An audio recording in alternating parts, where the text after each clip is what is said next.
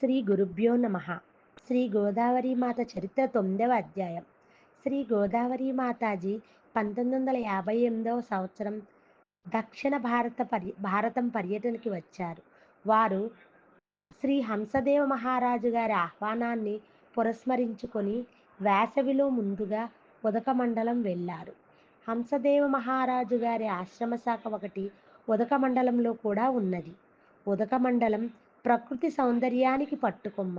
అక్కడి కొబ్బరి తోటలు, అరటి తోటలు, పచ్చని పొలాలు, యూకలిప్టస్ చెట్లు, నీలగిరి శిఖరాలు మనలను ముగ్ధులను తన్మయులను చేస్తాయి. శ్రీ గోదావరి మాతాజీ వెంట ప్రభ, మంగళ, సులోచన, దేశీతాయి మొదలైన కన్యకలతో పాటు శ్రీ మామాసాహెబ్ ఖాండేకర్, రణఛోడ్ భాయి, చౌకలస్, డాక్టర్ జయసుఖభాయి, మర్చెంట్ ప్రభుతులు వెళ్ళారు. శ్రీ గోదావరి మాతాజీ ముందుగా బెంగుళూరు వెళ్ళారు. బెంగుళూరు త్రోవలో హుబ్లీలోని సిద్ధరూఢ స్వామి ఆశ్రమం దర్శించారు.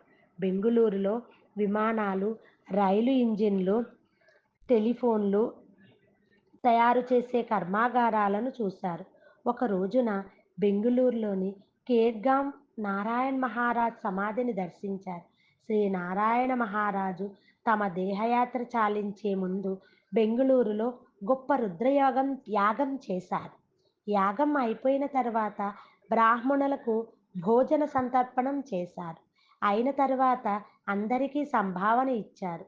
అప్పుడు సమీపపర్తి అనుచరునితో కార్యమంతా అయిపోయినట్లేనా అని అడిగినారు. అతడు అయిపోయినట్లే అని సమాధానం చెప్పిన అప్పటికప్పుడు శ్రీ నారాయణ మహారాజు తాము తలపెట్టిన కార్యములన్నీ ముగిసాయన్నట్లుగా వెంటనే దేహం చాలించారు. అటువంటి మహానీయులు వారు. భక్తులైన సర్దార్ గంగోజీరావు బెంగుళూరులోనే గురువులకు సమాధి మందిరం నిర్మించినారు. బెంగుళూరు నుండి శ్రీ గోదావరి మాతాజీ ఉదకమండలం వెళ్ళి హంసదేవ మహారాజు గారి ఆశ్రమంలో 4-5 దినాలున్నారు. ఆశ్రమం ప్రకృతి ఒడిలో పదిగినట్లుంది. ఆశ్రమం పచ్చటి పొలాలు, పూల తోటలు, పండ్ల తోటల మధ్య చూడముచ్చటగా ఉంది. శ్రీ గోదావరి మాతాజీ రాకతో హంసదేవ మహారాజు చాలా సంతోషించారు. ఉదకమండలంలోని గోటి అనే ప్రాంతంలో శ్రీ నారాయణ గురువుల ఆశ్రమం కూడా ఉన్నది. శ్రీ నారాయణ గురువుల ఆశ్రమాలు దక్షిణ భారతదేశంలో చాలా చోట్ల వెలసి ఉన్నాయి. వారు ఈశ్వరీయ కోటికి చెందిన సత్పురుషులు, గొప్ప అద్వైత ప్రవర్తకులు. ఆశ్రమానికి ప్రస్తుతాధికారి డాక్టర్ నటరాజన్ ఇంకా జాన్ స్పియర్స్ శ్రీ గోదావరి మాతాజీని దర్శించి ఆశ్రమానికి ఆహ్వానించారు. తిరుగు ప్రయాణంలో గోదావరి మాతాజీ మైసూర్లో సిల్కు, శ్రీ చందనం కర్మాగారాలు చూచినారు. ఒకరోజు మహిషాసుర మర్దినిని దర్శించి శ్రీరంగపట్టణంలో శ్రీ రంగనాథ స్వామిని సేవించి ఇరావతి తీరాన టిప్ సుల్తాన్ సమాధిని చూచి శ్రవణ బెళగోళలోని జైన మందిరం దర్శించి శివమొగ్గ మీదుగా బెంగుళూరుకు తిరిగి వచ్చినారు. బెంగుళూరులో శ్రీ గోదావరి మాతాజీ కెప్టెన్ మొదలియారు ఇంట బస చేశారు. కెప్టెన్ మొదలియారు కొడుకు ముస్లిం యువతిని పెళ్లి చేసుకున్నాడు. సనాతన ధర్మ పరాయణురాలైన శ్రీ గోదావరి మాతాజీ తమ ఇంటికి వస్తారో రారో అని ఆందోళన చెందిన కెప్టెన్ వారి కుటుంబ సభ్యులు శ్రీ గోదావరి మాతాజీ తమ అతిథి కావడంతో ఉబ్బి తబ్బిబ్బైపోయారు.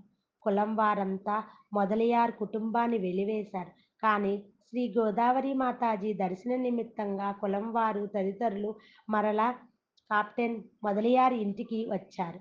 ఈ విధంగా శ్రీ గోదావరి మాతాజీ నిరాడంబరంగా సామాజిక పరివర్తన కూడా తెస్తుంటారు. అక్కడ 4-5 రోజులున్న తర్వాత శ్రీ గోదావరి మాతాజీ పూనా చేరుకొని శ్రీ ప్రధాన్ గారింట అతిథులుగా ఉన్నారు. ప్రధాన్ గారి తోబుట్టువులు సాకోరి ఆశ్రమంలో ఉంటారు. అందులో ఒక ఆమె గీత తీవ్రంగా జబ్బుపడిన వార్త తెలిసి శ్రీ గోదావరి మాతాజీ వెంటనే సాకోరికి ప్రయాణమైనారు. శ్రీ గోదావరి మాతాజీ సాకోరి చేరే సమయానికి గీతాతాయి విచిత్రమైన అనుభవం కలిగింది. తీవ్రమైన జబ్బుతో ఆమె 30 గంటలు స్మృతి కోల్పోయింది. డాక్టర్లు ఆశ వదులుకున్నారు. ఏ క్షణానైనా ఆమె చనిపోతుందనుకున్నారు. ఆశ్రమవాసులందరూ నిరాశతో ఆమెకు ఆరోగ్యం ప్రసాదించవలసిందని కరుణామయుడైన భగవంతుని ప్రార్థించారు. కోడలు తెలివి తప్పిన ఇట్టి పరిస్థితిలో గీతకు ఒక విచిత్రానుభవం కలిగింది. ఆమె ఒక దృశ్యం చూచింది. దివ్య ప్రభామండలం మధ్యలో శ్రీ గోదావరి మాతాజీ దర్శనమిచ్చారు. క్రమంగా ఆ వెలుతురు గదంతా నిండిపోయింది. శ్రీ గోదావరి మాతాజీ గీతా సమీపాన కూర్చుండి ప్రేమార్ద్రంగా, గీతా, నీవు చాలా బలహీనమైపోయావు పాపం. నాకు ఎప్పుడూ నీ జ్ఞాపకమే. నీవు ఎడతెగకుండా నన్ను స్మరించటం చేత నేను ఊరుకోలేకపోయాను. అందరినీ విడిచిపెట్టి ఒక్కదాన్నే ముందుగా పరుగు పరుగున నీ కోసం వచ్చినాను అన్నారు. ఎలా వచ్చారు? రైలు బండిలోనా? అని గీత ప్రశ్నించింది.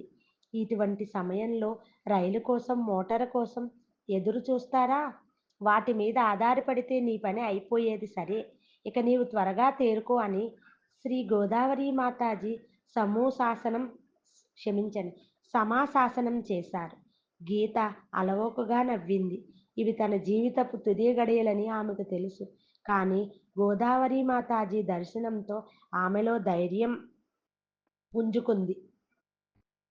ఈ విధమైన దుఃఖసాగరంలో మునిగి చింతిస్తున్న గీత చెవిలో శ్రీ గోదావరి మాతాజీ మాటలు, గీత, నీకెందుకు చింత? ఎందుకు భయపడుతున్నావు?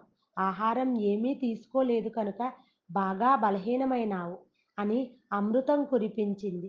ఈనాటి బాబావారి ప్రవచనం విన్నావా అని శ్రీ గోదావరి మాతాజీ ప్రశ్న లేదు అన్నట్లు గీత తల ఊపింది.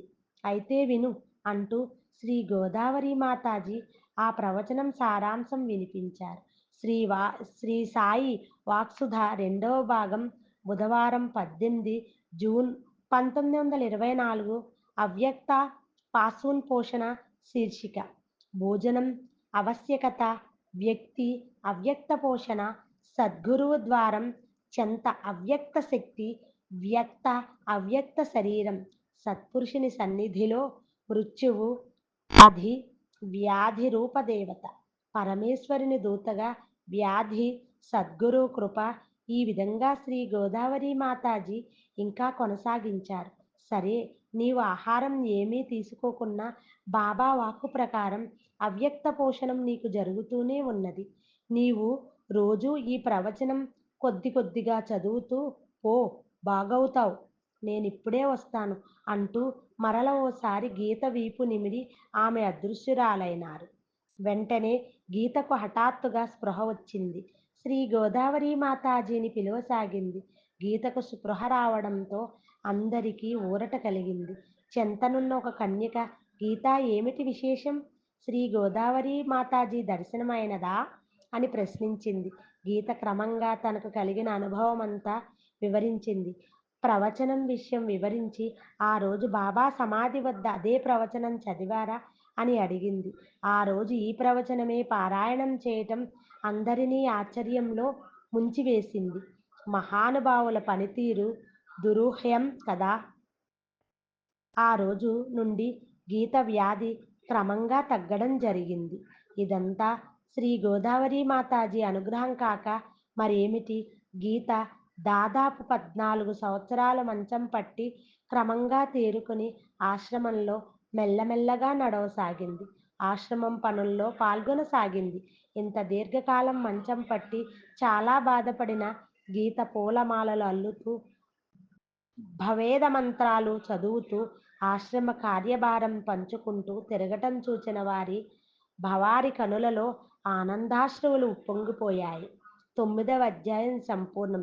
ఏ మనుష్య మాం ఆశ్రితః తాన్ సర్వేశస్య కర్మ వినాశః లభైః.